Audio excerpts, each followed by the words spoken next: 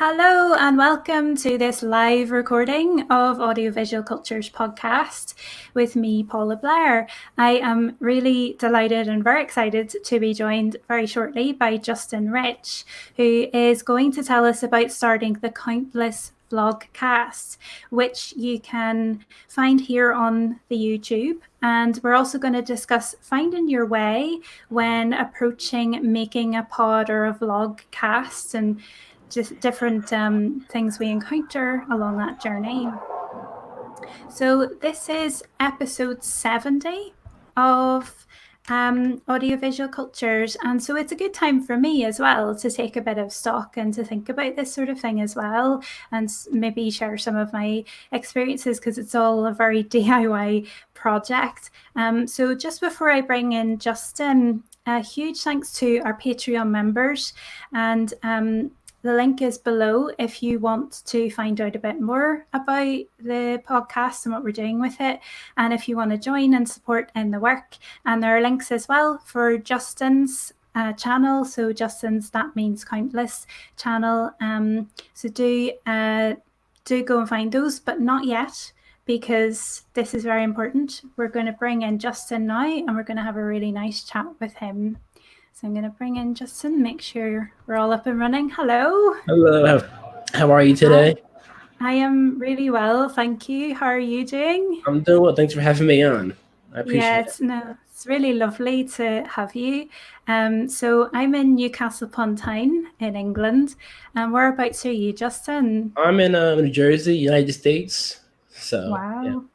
Yeah. So it's been really, really lovely for me to have this push to do these lovely transatlantic connections. I was very shy about doing video calls and these sorts of things before lockdown, before people went into quarantine, and it feels like the playing field has been leveled for all of us. Definitely. Yeah. So would you like to tell us a bit about your Countless Vlogcast and just why you got started and what it is you're trying to do with it? But with this quarantine, though, I've always been like a video person and always like music and different stuff. So I wanted to learn more about like podcasting too. So I started out on Instagram Live doing my podcast. I reached out to a couple of Facebook groups. I had a couple of entrepreneurs and business people come on too. And I was just like, all right, can anybody help me out who wants to be on my podcast? So so I just decided to do that. And I transitioned to StreamYard after that too. So you can find my podcast on YouTube, Countless Vlogcast, and Instagram. That means Countless. So that's a little about me. Mm-hmm. Brilliant. So I think we've got quite a lot of points we can go through. And I was thinking, first of all, about maybe talking about the branding and choosing a name. So for you, what is the significance of calling it Countless? So Countless to me means everything. It can mean anything from culture to sports to talking to business people. So I'm trying to expand to like a production company too. I'm like also do videography, photography, poetry. So Countless to me means a variety of like arts and culture. So anything so the Countless Vlogcast came into effect after I was like, okay, this could be a good name to stand out. So I thought, okay, Countless Vlogcast too. It could reach out to everybody too. Anybody could watch it too. And also to I figured people could like relate to it too, countless. Like anybody could be like into sports, music, culture, anything too, or even like politics too, for example. So I just figured countless would be a great name for that too, because it can mean infinite basically. Fantastic. So, and that's really reflected so far in the diverse range of guests that you've had so far. So you were just saying before we started recording, you're on about 30 episodes now? Yeah, almost 30. I recorded episode 26, I believe, yesterday too. I was talking to yesterday my guests were a financial advisor, entrepreneur, and also a credit repair specialist too. So. Mm-hmm. So yeah, and I mean, the videos I've seen, you've had somebody who does creative floristry, you've had novelists, different kinds of authors, and so it's been really, really fascinating to see the range that you're starting to get on your show. Yeah, it's great because I don't want to be like boxed into like I'm in the big like the basic stuff, like sports and music and stuff like that too. But I figured people want to like learn different stuff too, especially like quarantine too. And instead of like reading like books or like googling stuff, they can hear from an expert too. So it's like if I have somebody that knows about credit repair, have them come on my show, they can like be expert about that too. Or somebody that knows about finances, how to help you like budget and how to help you get like balance your money, or somebody that has like a business you may like floor, or somebody may have a business you want to support, or that you may need. You never know. So it's good. It's good that, and especially like have it on YouTube too, so anybody can watch anytime too, or Instagram. Yeah, and I think as you've been pointing out, these things are not mutually exclusive. When you're a creative practitioner or you're a sports person, if you're working in any kind of industry that might be precarious, if you're self-employed, you need to know about finance, and you need to know how to market yourself and all of these other things as well.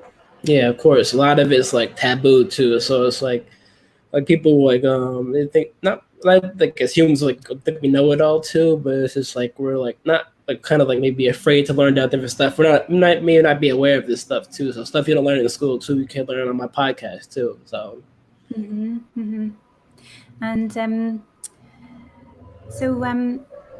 yeah, so I was just thinking as well. So you're thinking about these are reflective of really broad interests of your own, because that really chimes with what I've been trying to do with Audiovisual Cultures. It's a very similar idea of trying to explore a wide range and a wide range of work going on and interests that people can have.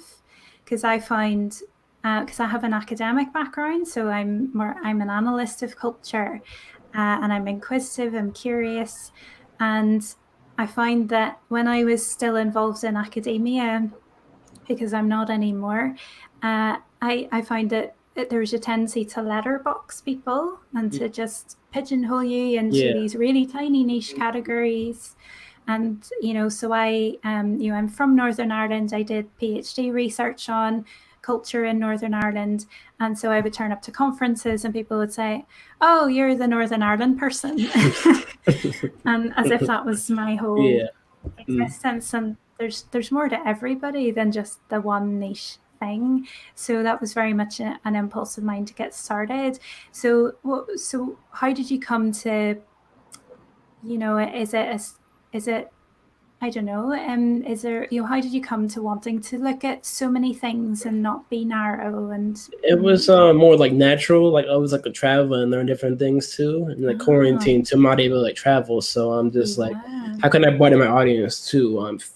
Maybe somebody like in the sports may want to learn about finances, or like it could be like intertwined or like crossover too. Like how are they doing this now? Like in like America and like the UK too. So it's like you have like a cross branding too, so people can like learn about different cultures and learn about different like how different stuff is too. Because I know we have different systems in like our society, so it's like you can learn about different stuff you may not be aware of. So it's just like it's very like knowledgeable. I want everybody to come into my vlogcast like learning something and like taking something away. Yeah, that's a really nice thing about it as well. It's we feed our own curiosities, but that might help other people listening too. Yeah, of course. So it's like yesterday I'm like listening to people too. Sometimes I get like someone to deep in the conversation, I forget my next question too. So it's like, I just like get into it, like let them speak, and like I'm learning myself too. So I'm not just like here as a host like a robot. I'm just like learning stuff, and like letting people like express themselves and like educate other people. Yeah, that's it. So how do you go about finding your guests? How do you? So I started with 33 followers on Instagram, and now I'm at 1,500 now. Gosh, so what I do is I go on Facebook, and then I reach out to different groups. Say it's like a business group or like authors group. So I find like I like reach like a certain audience I'm trying to like adhere to. So I make a message on Facebook, or I make a post on Facebook, like on Instagram. So I'm like, okay, I'm looking for like entrepreneurs. I give them like details, like 20 to 30 minute vlogcast interviews. You could come talk about your show. talk about your life and your experiences. So it's just like a great opportunity for that too. And so far I've gotten a lot of feedback too. Like I've gotten a lot of posts too. So it's like it's been very good so far. So I'm just glad. I'm always looking for like guests too to come on too. Whether you're author, whether you're a writer, whether you're just like a normal person too, or like a business, anybody like to come on and talk about their experience and like if they have knowledge, because a lot of people aren't like given a platform to like speak. So it's like even like get social issues too. Like to have somebody to come on and talk about that too. So that'd be good too. So. Yeah. Yeah, because I think it's something I've struggled with a little bit is finding guests, and I think because I'm quite an introverted, very shy person, I find it quite difficult to ask people and say, "Oh, I have a podcast. Would you like to be on it?" Because it feels a bit weird, and so that's a big thing I'm constantly overcoming. So it's really nice to connect with people like you because we've connected on Instagram, and just to get chatting on it and to be able to say, oh well, look, come on mine and let's see how it goes, and yeah, because I think I've got quite lucky where I've approached people and they've been so generous, so giving with their time and their expertise, and so many people who've really appreciated just having the opportunity to have a platform. And it's nice actually to try and put out there, like, my platform is a bit small and it is growing, but it is small. I'm not a professional broadcaster or anything. And I suppose that DIY homemade approach, I think that I was saying earlier, it's the pandemic crisis has leveled that playing field for people like us, where it's we're now doing it the same way as the professionals are having to. So it's, in a way, that's been quite helpful for me because it's given me that push to experiment more. Yeah, and it's just good to like collaborate too with other podcasters too. Like, my first time collaborating with somebody on a podcast too, so it's just great too. So it's like something I like to do again too, in the future, because it's just like a great a platform too. We have to support each other too, So that's it. Yeah, because it's nice to do. I mean, in a way, this is a bit of a crossover because this is two podcasts really getting together and chatting about making podcasts. It's a lovely thing to do. Yeah, it's how you like grow too. It's like collaboration is like about growth. So. Yeah. So I was wondering about interview techniques because you're when I watch yours, it's very much of a broadcast tradition, where you're trying to get at the information, you're making sure people are plugging their work and all sorts of things, so you've got a specific set of questions that have a really helpful structure for the listener and that sort of thing. So is that something you've picked up from previous work, or just watching things? Yeah, so like I said before, my background is like television production. So like I never had like a job in the industry yet, but like going to school, I've done like practice with like interviews, stuff like that. So asking questions too. But I've always been like a curious person too, like asking questions too. And I feel with like the vlogcast too, if I like ask different questions, it's just like it doesn't like fit with it doesn't go with like the set, So I'm like I have a set questions too. Like it'd be like it could be like a continuation of like the same thing. So people like watch it too. They're like, oh, it's like similar too. So it goes along with like the vlogcast and the brand too. So it's like it's not all over the place too. I'm talking to author too. I have like the same questions for them too. What I asked them before in preparation too, if they get anything you want to talk about too, if you have like a book that you want to plug or you want to plug a project too, anything like that too, or if like a business too, I have them like that they want to plug their business too, and I also have them at the end too. Always plug the social media too and like the websites too, because it's just like that's the point of it too. Like it's educational too, but like we have to make money too. So it's like to be honest too. Like if you want to like to sell your book too, you need to have like in this day and age too, you need to be like put yourself out there too, like on video too. People need to see you too, because everybody's doing this now. So yeah, I think that's a really important point, is about creative professionals making sure they get what they do, because I think there's that this is something that's come up on my podcast as well, is that so many of us are doing work that people think they should have for free, and you want to be able to give it for free, but your labor costs something. I'm giving a lot of time, or you invest things in microphones and stuff, of course, to try and make it half decent-ish quality.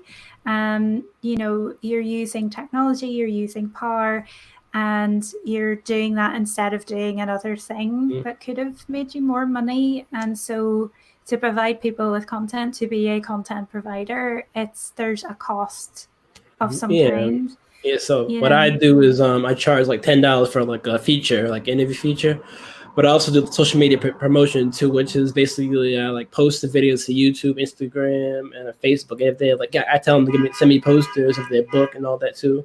So I do like packages too, because it's like you said, all this stuff, like microphones aren't free, Wi-Fi is not free, laptops aren't free. So it's just like people need to like understand, like it's just art, but it's also like a craft and also like a business too. Yeah, and that's something I've had difficulty with, because I have Patreon membership, and I have only a few patrons, and they are so very much valued, but there are only 3 of them, so there's not a lot of money coming in, and there's only so long you can really sustain it for. And I have, because for me, learning about what you do and charging people, I feel like that's quite bold, and I would never think of, it would. I feel the opposite. I feel like I feel really bad because I can't offer people a fee, because they're giving me their voice, they're giving me their labor, so it's such a difficult thing to navigate. And I don't know if there's a right or wrong answer there, because I think how you're doing it, I think in a way you're absolutely right. It isn't free to do these things, but I think that's probably saying a lot about the creative industries and massive underfunding of them. Yeah, definitely too. Because like you can find ads too and all that too. But if people are watching your your show or your podcast, you're not making money listening to your podcast, you're not making money too. So it's just like there's like a thin line between craft and like artistry and making money too. So it's just it's still a conversation we need to have too. So it's tough to have that, but we need to have that conversation. Yeah, definitely. Yeah, I think it's really good to be open about these things. I'm hearing that a lot more from creative practitioners, and I hear it a lot on other podcasts I listen to, is people saying like the only way to actually start to equalize things is if we all start being really honest about Of course. yeah. So Yeah, because it's out there too. Like there's money out there for us too, and it's just like how to obtain it too, and not how to not be scared, but also not stepping on toes too. Like you said too, some people are I made posts before too, and I've gotten a lot of backlash too. Oh, how can you charge for something like this? You should be you should be glad I'm giving you my time and all that too. So it's you get all that backlash too, but it's sometimes it hurts though, but sometimes you just have to be strong about it too. So you may lose followers, and you may lose people that may want to come on the show, but you have to be honest with them too. So you'll find the real supporters too. Yeah, that's it. I mean, I think, like I say, there's no right or wrong answer, and if you're pleasing everybody, you're not really doing it right. So we find the model that has to work for us, because, as you say, we can't live off air, and of course. I'm in a really lucky position where, I just happen to have a partner who is earning enough that I can experiment with these kinds of things and be supportive. Be supported. If I was single, I wouldn't be able to do this. So I am trying to use that privilege I have to make a bit of a platform. So that's just what I'm able to do with it, and you're doing it the way you feel able to do with it. And I think until we can get adequate funding, never mind, decent funding, just adequate would be That's nice. anything to, like I said before, I do like poetry too, and like I'm trying to start a production company too. But people are like, this stuff's not cheap though too. Like people will pay like something like X amount of money for like commercial like stuff like too. But also you're providing like a service and the quality. If it's quality like stuff, it's like you don't go to McDonald's or like Burger King or like at restaurants. You're like, oh, can I get a free like burger or whatever? So Yeah, that's it. And I mean, the only way to get good at these things, to get to a professional level, is to do them, is to keep doing them. Because if you can't access the training to do it, or if you've had training on a university course, for example, you were at college or something, you still need, you're not just going to walk into a job. They're very few and far between, and especially with everything going on at the moment, you can't really be in buildings or on sets with people for an indefinite amount of time anyway. So, you have to make ends meet. And so there's a lot, I think, going on there. Especially like you said, like DIY approach too, because you're buying your own equipment too. So it's just like you're teaching yourself how to do this stuff too. That's it's like, it. So it's a huge amount of work, and it is work. I think we need to be blunt about that. It is work that we do. Even just thinking about, right, what am I going to say? Sort of writing notes to plan stuff out and to keep you right, and to sort of write scripts for yourself for what you're going to say. And it takes time. It takes a lot of energy. And if you sustain yourself with another kind of job, and you might be bringing money in, but it's using up your energy and your creative energy. So then you don't have that in you anymore to experiment, to try, to get the skills, to get the training. So it's just like, it's like practice makes perfect, to even if you don't get in like the first, like sometimes I'm like discouraged or frustrated too, like, oh, I haven't made it, and I'm like, oh, I've done it for like a month now too. So it's just like, and I haven't focused on like the marketing or like the advertising stuff like yet, how to make like we should better like a broader audience too. I just been like rolling through like scheduling and then like questions too. So I'm doing all this on my own too. I don't have like a team or anything like that. So it's just like totally DIY too. Yeah, exactly. Yeah, because I think a while ago I started actually calling myself the producer, the editor. I actually started out listing out the roles that I do with this, because I'll spend however long editing this, because the video version will be what it is, but I will edit down an audio version that is going to have all of my misspoken sentences cut out of it.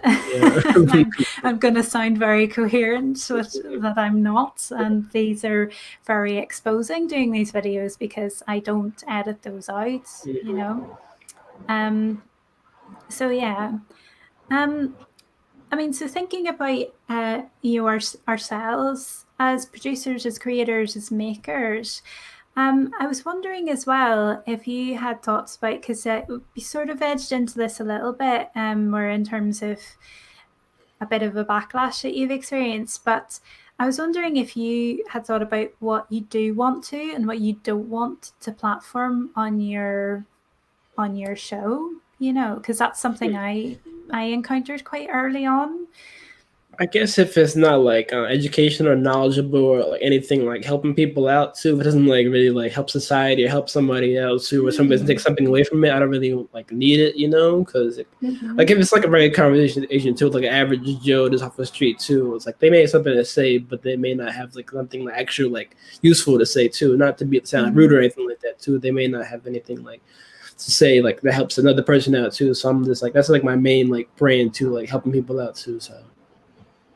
Yeah, because I suppose when you've had authors on promoting their new book, for example, you do always make a point of saying what advice would you give and what tips would you give. Yeah. Yeah, so I want them to like sell themselves too. Like I'm here to like help them out too, but I want them to like use my platform to help themselves too. Like I'll bring the audience, I'll bring the questions, I'll bring the preparation, I'll bring like the videos, stuff like that too. But I want them to just be like prepared and like ready to like sell too, because like I'm just like I see like people like struggling to sell books. So some people are like fantastic with like promotion and all that too. But like so I'm like here like, oh, like just come to my vlogcast too. It'd be like $10 for like a vlogcast. So I'll do that social media promotion to help you like push your book out there too. But like so. And if people are like not against it too, and other people are just like not really like for it, I'm just like okay, just keep moving and like try another guest too. So Yeah. That's it. There's always somebody else to talk to. Yeah, of course, because I'm booked through like almost August now, so I'm just like, all right, so I'm good with that too. So the thing like it's like the pandemic too. I would like see how I'm doing by September too. If I'm like getting like a quote real job, So it's just like hopefully this takes off by then. But if I have to get a job, but I'm loving doing it. So Yeah, and you are skilling up as well. Yeah, so hopefully it will open more doors for you in that skilling up. I mean, I'm learning from you. You've told me about which we're using to record this and put it out live. It's a great source. Yeah, it's excellent. And this is now something I can pass on to other people, because I've already had a meeting with somebody else about putting together a panel for a podcast recording, and we're thinking of doing, a live video like this in a similar way. And, so it's already, you've already put a tiny bit of, you're passing on knowledge and you're helping out your community of fellow podcasters already, so that's a really lovely thing to be able to do. And it's great too because you can go live and you can download it at the same time, and then you can download audio and video at the same both. So you can create, because what I'm trying to do is expand to like a podcast too. So I'm gonna put it on Apple or Spotify or wherever I can like put it on, and then I'll have the video too, so people like listen to it or watch it. So. It is really nice to have that option actually, because that's something I've had some really nice feedback about recently. Is I've done because the first time I did a video recording, I spoke with somebody on Skype, and so we recorded the video with Skype, and then I ripped the audio from that, and so we had the two versions. And and then did Instagram Live with Caleb the other week as well. And it's so nice to be able to have those two versions of the same thing, and to spread across different media as well, because some people, like, I really love audio. I love listening to podcasts, and I just put them on and I work away at other things. There are other people who prefer to actually watch a video, even if it is just talking heads like this is going to be. But they just prefer to be able to see the people who are talking. So it's nice to be able to do both in a way. And then I think with video, you've got the option then of putting on subtitles at some point, so people with maybe hearing impairments might be able to engage as well, because that's something I'm very conscious of. But with my accent, the subtitling software doesn't really help very much. You need to be American or RP English, and that's it. That's one thing I want to learn too, is like how to do like the subtitles too, because like YouTube had an option to do that too. I wasn't sure how to do that, so I'm just gotta learn about that too. So there's always so much to learn, though. That's it. Yeah. I mean, there's options. I think you can have the community setting on, so if somebody else wants to put the subtitles on, they can. And I've been making audiograms with Wave, and they have, I think, because it's only up to a minute long, it's not as painful it has a subtitler, and then you just check that it's all accurate. So it's quite good. But as I say, with my accent, there's a lot of fixing of things. Because I'm originally from Belfast, so I have a very odd accent. Yeah, I can understand. I can understand. Yeah, everything you're saying. So it's not. I guess some people can't. So. Yeah. So yeah. And I suppose like another big thing, and maybe we have touched on this, but it'd be nice to just focus on it for a moment, is what do you want to achieve with the Countless Vlogcast? I mean, and this can be on a personal level, this can be in addition to you, because you want to platform other people, but for yourself, what is it that you think might be a goal, or is it a goal in itself? Recently I've thought about like maybe I'll be able to get a video job out of this, or like a job like a TV station or radio station, or maybe it's gonna be like a brand too. Maybe I can like have like a weekly YouTube show. Something like that too, or weekly Spotify, something like that too. Because right now I'm just like building up like the brand and audience too, so I'm just doing like maybe two to three interviews a day now too. But I'm trying to cut that back to like maybe 1 to 2, or like maybe like 3 a week, something like that too, so people can like have something to look forward to. So but we'll see how that goes. Yeah. Do you bring them out straight away? I suppose because you're doing it live, it is Yeah. kind of So what I accessible. just do, I just make it like natural as possible. So it's just like intro, and then we just like go into it too. Like I don't really do like intro for myself too. I do like maybe a 10-second intro, and then I just like have them talk. But I just like to like bring them in too, because I know people have like sort of attention spans too. So it's just like so just get into it. So. Yeah. No, I think that's an important point as well, is the duration of the show, because I am a rambler. I will talk your arm off. So and I think being an analyst as well, I really want to drill down into things. I really want to unpack. It's a really horrible term, but I want to really get to the nitty gritty of what's going on in something, and to understand it and help other people understand it, and bring in a range of views and that sort of thing. So I suppose mine is more of a long form kind of thing. It tries to be quite investigative. So I mean, I suppose you've got your options are open to you for the future and what you want to do. Yeah, so like I want to bring on more like musical artists. Oh yeah. Maybe have like performance based stuff. People come on, perform and all that too. I want to make it more interactive too. Like interviews are cool, but like if they keep going on too, people may lose interest too. So I'm like, if they have something else to look forward to, like maybe a show at the end of it or show at the beginning too. So like have something like that too. So something like interactive, but it's like something like innovative too.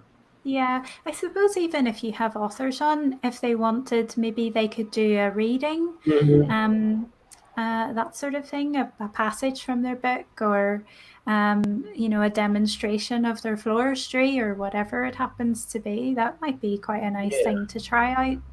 Yeah, I thought about doing that too, but like in the beginning, it's been like just focusing on the promoting of the book too. So it's just like in the future, I'm gonna consider that though too, definitely.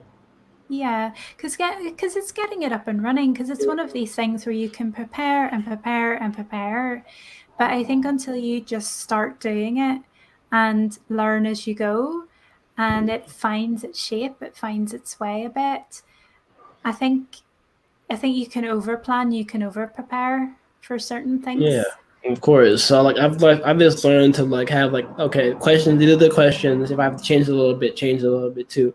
That's Yeah. my what I'm doing for July. I'm having more like mental health doctors on to talk about mental health in the Oh, time like now too. So I'm trying to make that like a month or like a week type of thing.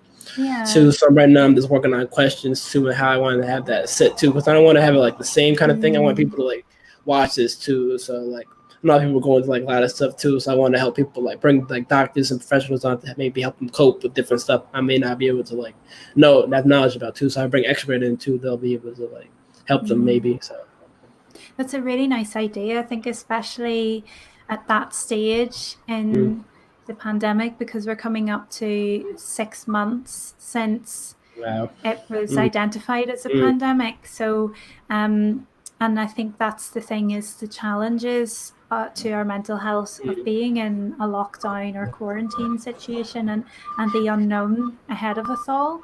So that sounds like a really excellent thing to focus on. Yeah, that and like I just want to have like future just like stuff like that too, and just like have like base type of shows too, like a base type have like a week of this like one like type of guest. Mm-hmm. Mm-hmm.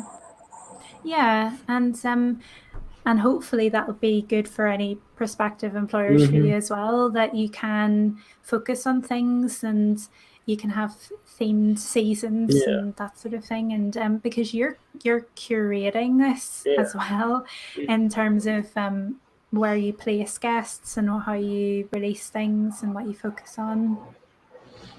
Yeah, because I have like I usually do like Facebook Live, and then I usually do like a watch party with that, and then I usually have like YouTube like load into like I'll post at different groups too. People will see that too, so Yeah. I'm trying to figure out how to like post like more videos, like maybe on like LinkedIn and stuff like that too, and like Uh-huh. other platforms too. And see how that works.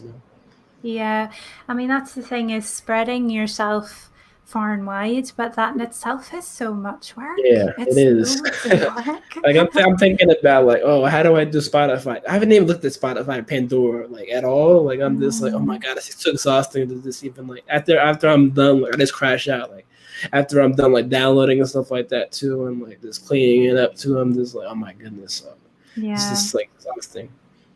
it is. It's really tiring. It's a huge amount of But research. it is good. Um, It's also exciting too, and also very like great. It's great to do, even if it is exhausting too. yeah, It's also great to do. So. yeah. No, it is. I mean, I think it is quite incredible what the technology now has allowed us to do, what it's opened up for a lot of people to be able to do, because people like us who would have maybe had that education in, say, a film background, Mhm.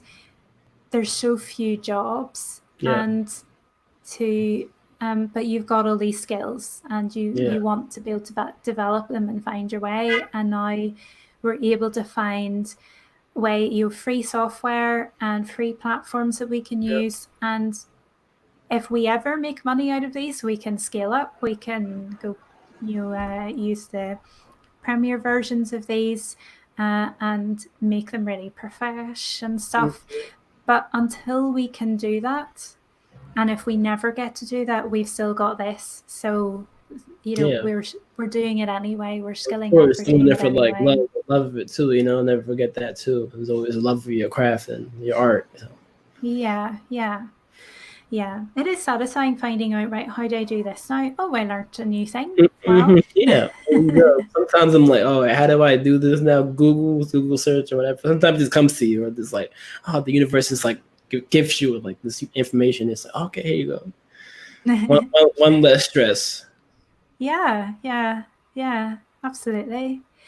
Um, so Justin, is there anything else you would like to talk about today? Is there anything else you want to ask or talk about, or just anything else you're thinking about? I mean, Just getting people to like watch the show and actually like yeah, get something from it too. Like getting eyes to people, like people actually like watch it throughout too and like learn something from it too. That's why I don't want people to just take something away from it too. So it's just like people may be out there like wondering our information too, may not be able to like find it too. So like I'm just trying to share like how else would I like brand it out there too, or how else do I market it out there without like besides posting and like adding hashtags and all that too. Those get mm, flooded too. yeah, yeah. I suppose that's an invitation, for anybody to join in. I mean, I listen to a podcast called Wannabe, and it's a London-based production, and it's hosted by Imriel Morgan, and she's really knowledgeable, or she gets a lot of guests who are also really knowledgeable about marketing and making a podcast, and she runs a podcast network. And I'm learning a huge amount from just listening to her podcast, because she has guests who talk about even down to really really tiny things, like the fonts that you would use in your branding, and the colors that you might choose. All of these things have a psychological impact when people see them.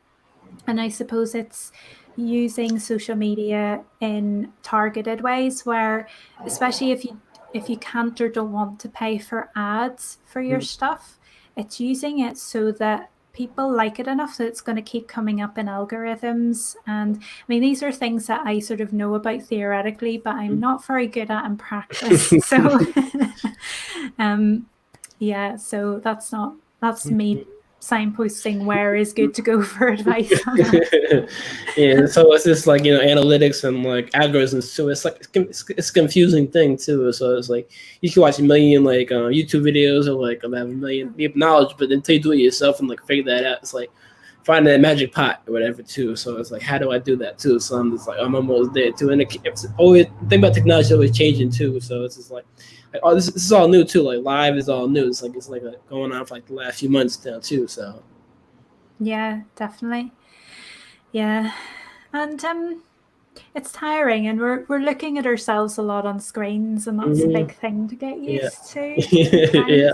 sometimes. Because even professional interviewers, on television and things, they wouldn't be seeing themselves on a screen normally. They're just concentrating on what they're doing, whereas when we're on this side of the interface, I mean, people watching this will just see it on the YouTube, but we're actually in a virtual studio. Yeah, so it's like you're talking to yourself too. So it's It like kind of is. weird too. So it's like it's like have to like stay focused and not just like laugh Yeah, too. Like so sometimes you catch yourself too, like not sneezing and coughing too. So not to I be up there like know. the broadcast too. It's like I can't be a human being, but I gotta be a robot for a minute too. So it's like, oh my goodness, like all this like stuff. Oh my god, it's like too much. Yeah. It is. There's a lot to concentrate on, and it's pretty Yeah. tiring, I find. Mhm. Yeah, yeah. But yes, it's absolutely worth it. Yeah, I it mean, to is. get to talk to people like you, it's so Mhm. nice to be able to do this. Yeah, it's great. Yeah. Yeah, definitely I'd like to have you on my show too, like eventually too. Oh, So come on, that'd be great. So I am frighteningly available at the moment. So we could have like a specific topic we can talk about too. So it's like yeah, we totally. can talk about what's going on now too, because you're in UK, I'm in the US, to talk about like the differences and similarities going on now too. So Oh get some yeah, people like, because I think now it's the perfect time to talk about real issues too. So it's just like not be definitely. afraid to talk about like real stuff, real issues too, and like making change, like because Yeah. there's always the other side too that doesn't want change. So it's just like to have to use our platform to like get the word out there too, because. I think so, yeah, because I think there are scary similarities Yeah, with the US and the yeah. UK at the moment. Mhm. So yeah, that is a conversation for another Yeah. time. Yeah, we've had a big day in the UK. There's been a massive virtual lobby Mhm. for a green recovery from the pandemic. Mhm. And so this is something that would have happened in London in front of Parliament, but it's all been online all day. So it's Mhm. been quite a tiring, but really, Yeah. hopeful, fruitful day of us all talking to our members of Parliament, our politicians who represent us, and other activists all over the country. And so, being able to use the technologies in those ways and seeing what different people can come together Mhm. is a really lovely thing to do. And it's going to it envelops all of those massive issues that we're all facing at the moment, Yeah, it's great racial too. inequality and yeah. Yeah, because now And it's just like more like DIY like stuff too. People are actually like going out there making a difference too, not waiting for like politicians and all that too. Because yeah. just wait for them and waiting forever, it seems. So Mm-hmm. It does, yeah, and it feels very much like it's similar in the creative industries where okay, we're shouting, we're screaming. What Mhm. else do we have to do? Yeah. Everybody's locked indoors, and what are they doing? They're watching movies, they're listening to podcasts, they're watching videos on YouTube. People are making those, and Mhm. they're not being paid enough, if they're being paid at Yeah. all, to make those.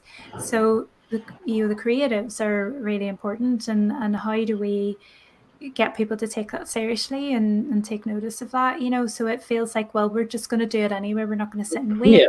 wait, Of we're course. going to do it, we'll take it in hand, so Yeah. So this is being like proactive too, like yeah, even if like you put up a fight too, and like you don't get anywhere, like just making progress. Everything is progress though. that's it, absolutely, that's it, yeah. Yeah, so hopefully it will lead to more opportunities Yeah. for you, and yeah, and yeah, I think everybody subscribe to Countless Vlogcast and give it a watch, because there's some just really fantastic guests on it as well. And so Justin, is there Do you want to? So you're on Instagram and that Yeah, means I'm on countless. Instagram. That means countless. So it's THAT means MEANS countless COUNTLESS. So that's two S at the end, and then that's on YouTube Countless Vlogcast, and also find me on Facebook too under my name Justin Rich. So if you want to reach out to anybody who want to come on or just watch or just support too, so that'd be great too. So. Excellent. That's great, Justin. Yeah. Anything else you want to say before we I just go? appreciate you having me on too. It's Mm. great to come on too. It's like waking up. Like sometimes I wake up late, so it's good to come on to wake myself up too. So it's like something to look forward to. All right, I wake up now. So Brilliant. Yeah. Do you have a heavy day for the rest of the day lined up? yeah, I have two interviews at 3 and 4 o'clock. So Wow, busy day. Yeah.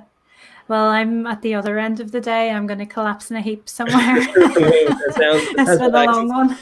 Yeah, the thing is we cannot feel guilty about relaxing too. That's the thing about this too. So we can't feel guilty about not doing something or relaxing or just like vegging out too. Sometimes we have to do that too.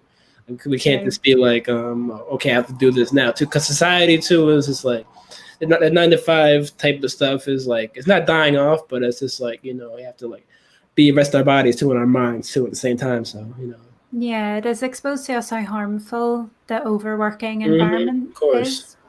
Mm-hmm. Yeah. Well, thank you so much, Justin. I've really enjoyed talking to you. Thank you for having me. I appreciate it. Good luck with everything, and let's keep in touch. All right, definitely. Next time you come on my show. So thank you guys for watching. Yes, I'd love to. Yes, I'd love to. Thank you. Thanks very much. Okay, folks, let's see, where's my thing gone? Okay, so this has been Audiovisual Cultures with me, Paula Blair, and my very special guest, Justin Rich. And don't forget to check out That Means Countless, and there is a link to his channel below. This episode was recorded using StreamYard. The music, when it is edited in for the audio, is Common Ground by Airtone, used under a 3.0 non-commercial Creative Commons license. Episodes release every other Wednesday, wherever you find your podcasts. So do subscribe wherever you watch or listen to them. And early releases available when possible for Patreon members, and that's at patreon.com/AV Cultures. You can get it a couple of days earlier on the audio there. Be part of the conversation with AV Cultures on Facebook and Twitter, and AV Cultures Pod on Instagram. Keep washing those hands and being excellent to yourselves and each other. Thank you so much for joining us, and bye.